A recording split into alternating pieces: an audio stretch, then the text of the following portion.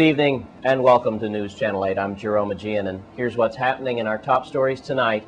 We're mourning this evening as the Virgin Islands has lost a former senator and a well-known disc jockey. George Bagoon O'Reilly passed away over the weekend. News Channel 8's Wes Small has the story. Well, today is indeed a sad day for the mass media here in the Virgin Islands and all over the Eastern Caribbean as we pay tribute to a true king.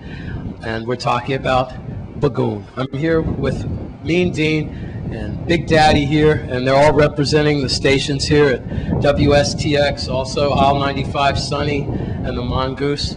And of course, Bagoon has been around for a long time, for decades here, and his music and what he's done for the culture. I'm going to start off with you, Dean.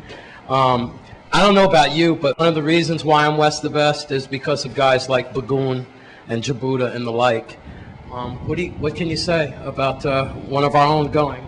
Well, I remember started working with him in the 90s, and it was always a pleasure to come on after him, because usually he has the audience.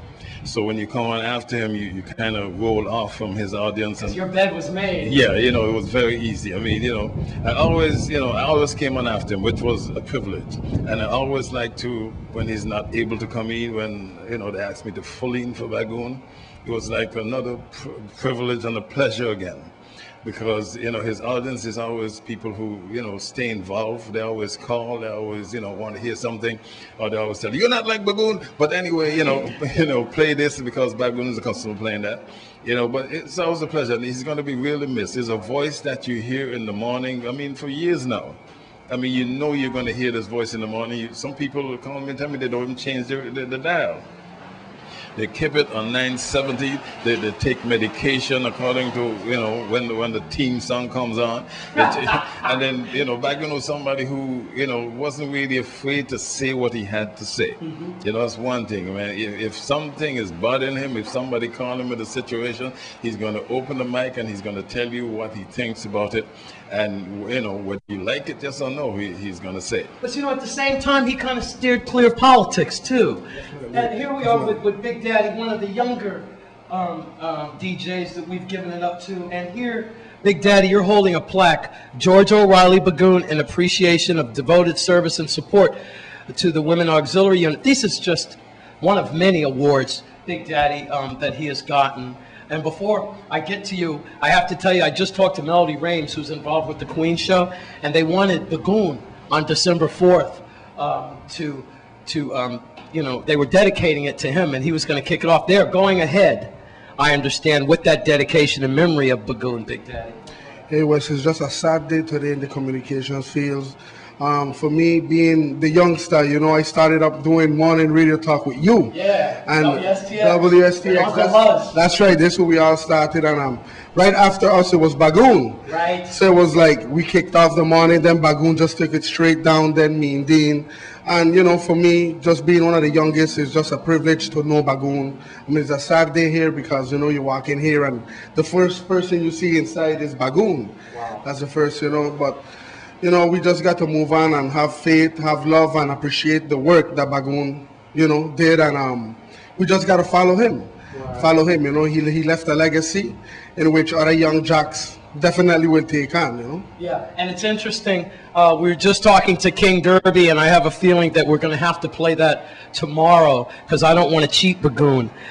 King Derby had some excellent things to say about this group of radio stations because a lot of people were in fear that when the James family sold it to Jonathan, they thought that the culture would be lost.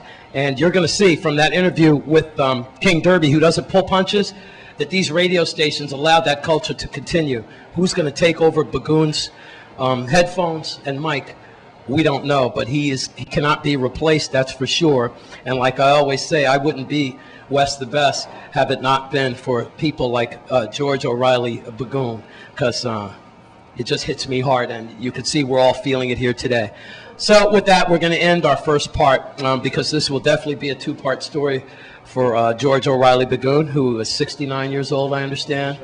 And he's been doing this, man, since what? The 50s and 60s. There we go.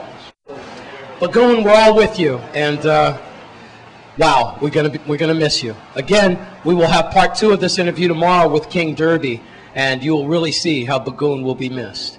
And for all of you listeners out there, we're feeling it just like you are. Here at the radio stations that has WSTX, where Bagoon used to play his cultural music, Quail Bay and the like, along with Sonny Al 95 and the Mongoose. I'm Wes Small for News Channel 8. Thanks, Wes, and that goes for all of us here at News Channel 8. We will all miss Bagoon. He was a prominent member of the St. Croix Society. And in other news, we've lost a prominent businessman to a tragic motorcycle crash last night. Here's Virgin Islands Police Department spokesman Melody Rames. 35-year-old resident of Clifton Hill was killed after his motorcycle collided into a van at about 9:15 p.m. Sunday, November 16th. According to the initial traffic investigation report, witnesses Roland Williams Jr., the driver of the motorcycle, was accelerating rapidly and burning rubber as he drove west on the Melvin Evans Highway.